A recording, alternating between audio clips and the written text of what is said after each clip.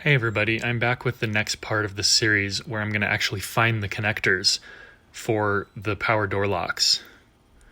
So I started out by taking off a few of these panels to get access to what's going on under the dashboard. Then I did actually slide the dashboard back a bit, which was a lot of work, but as you'll see, I probably didn't actually need to do that. But anyway, let's dig in and I'll show you where these connectors are now.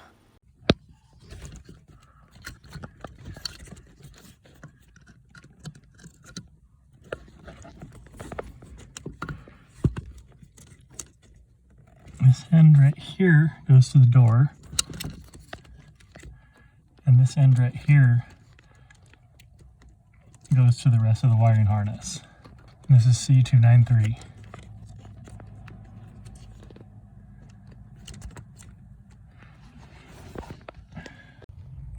Well, after a bunch of searching, I think I just found C206A, and it's been sitting right in front of me this whole freaking time. So if we look here, I can't zoom in far enough.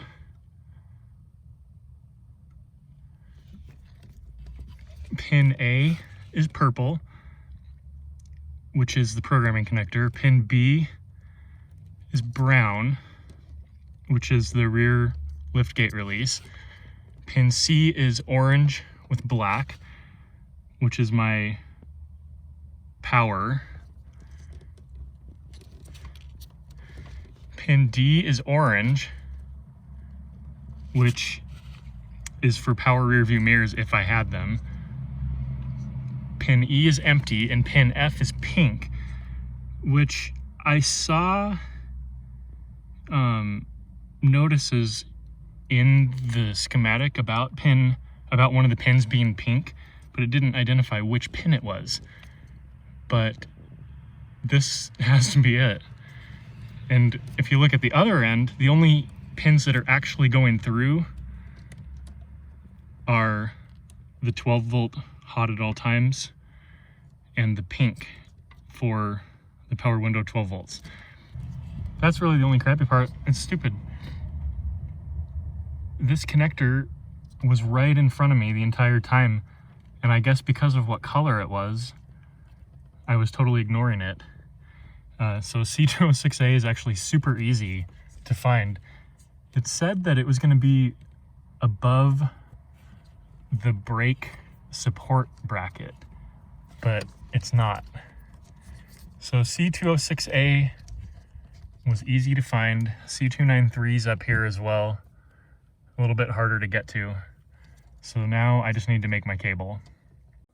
I did some more looking, and it looks like I definitely need to pass that pink wire through because it's the hot for power windows. The diagram here doesn't say what pin it is, but I think I've just determined by looking at the connector that it's pin F. And there we have it, the completed harness for the remote keyless entry module. Here, I will go through the connectors, starting with this. Now this is C206A. So we have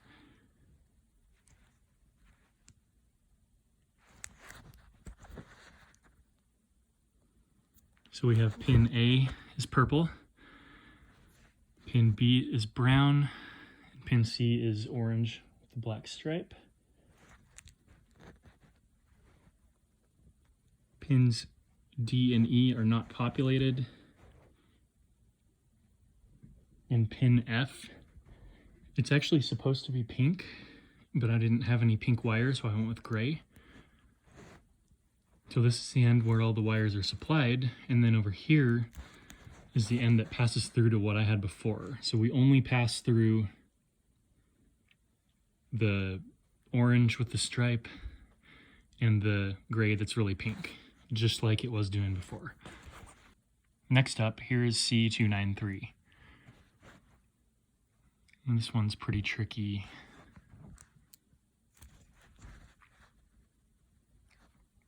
Pin A is tan. Pin B is black, but not thick black. Pin C is orange black. Pin D is black. This is just heat shrink. Pin E is light blue, and pin F is gray. And that's just passing through most of the connections, including splicing the ones that are relevant to me, which are these 3. And then this tan wire doesn't even go to this connector anymore. Okay. And then here is the remote keyless entry module connector, C350.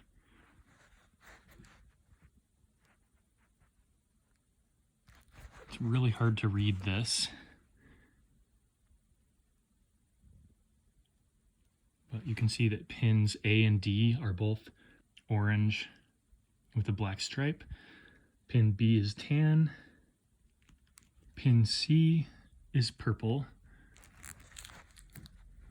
Pin E is thick black. Pin F is light blue. Pin G is thin black. And pin H is brown. And I've just wrapped it with electrical tape as best as I can. Left these 2 as branches so they can go to their separate connectors. And I made this nice and long so that I can put it somewhere else in the vehicle if I need to. And there you have it. Now I just need to wire this thing up and see if it works. Well, here's my Blazer. Unfortunately, I don't have the keyless entry working yet, so I still have to unlock it. But I'm very happy to be able to report that I've got the connector installed.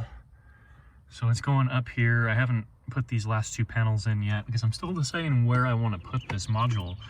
I almost think I could just possibly attach it on the other side of this panel right here. Some pretty good news. I've mapped out the pinouts here and everything's going to work. This purple wire definitely goes over here. Traced it out. The brown wire does go to the button right here. So when I press the button, I see 12 volts on this wire, which means that the module should be able to release the rear window once I figure that out. And the power door locks are working. However, the driver's door doesn't work until the module is plugged in because the module provides some of the signals there. But if I press it here, you can see that they do work. I just have to lock this one manually for now until I have the module. Now, the bad news is I tried plugging the module in and it doesn't work.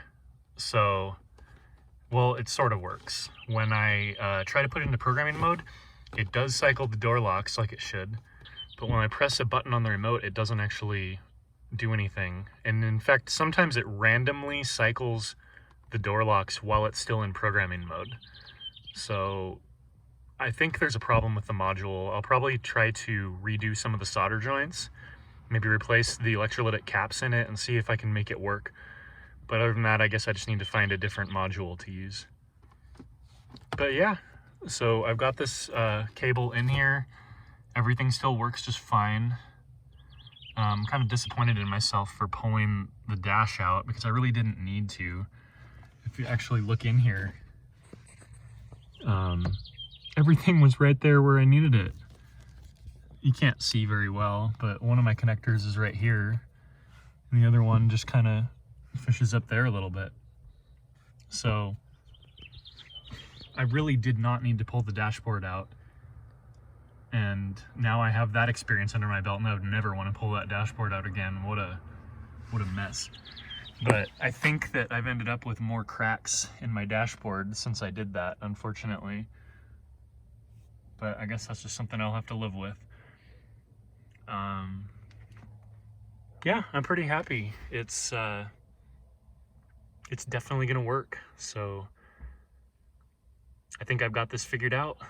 So I've just gotta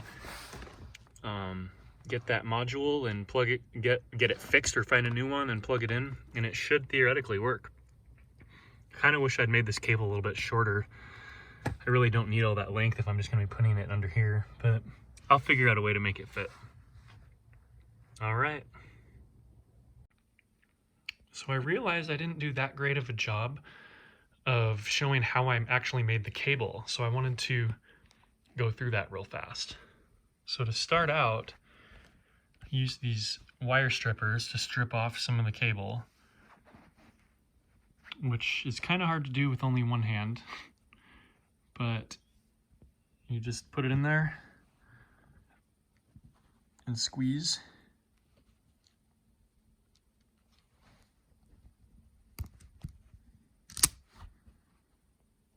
Okay, so now we got that stripped.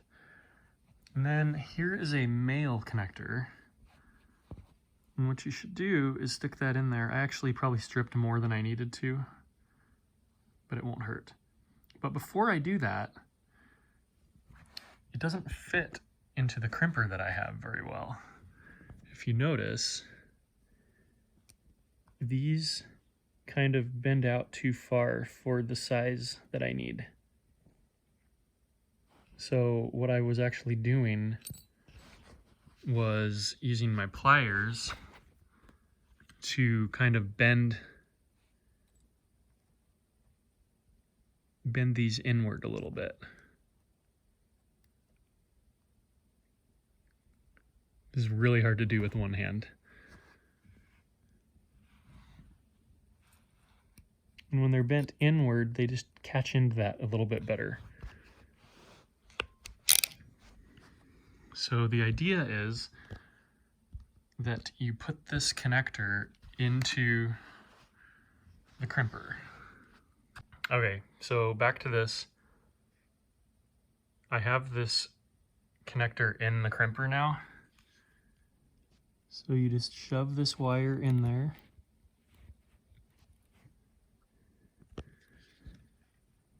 Hopefully not too far.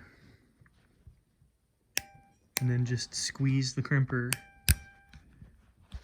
all the way and release. And it's holding on. You just have to kind of pull it out of there.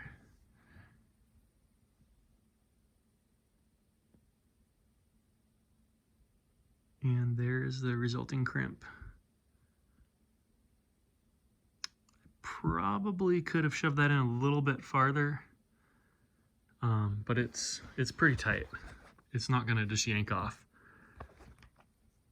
Unfortunately, with only one hand, I can't demonstrate just how tight that is, but yeah. So I just did that for all the different connections. Not bad at all. And with that, I'm gonna go ahead and end this video. So hopefully in the next video, I'll be showing how I got my keyless entry module working, but no promises. I might have to just buy a new one. We'll see. Catch me on the next part of this series. Thanks for watching.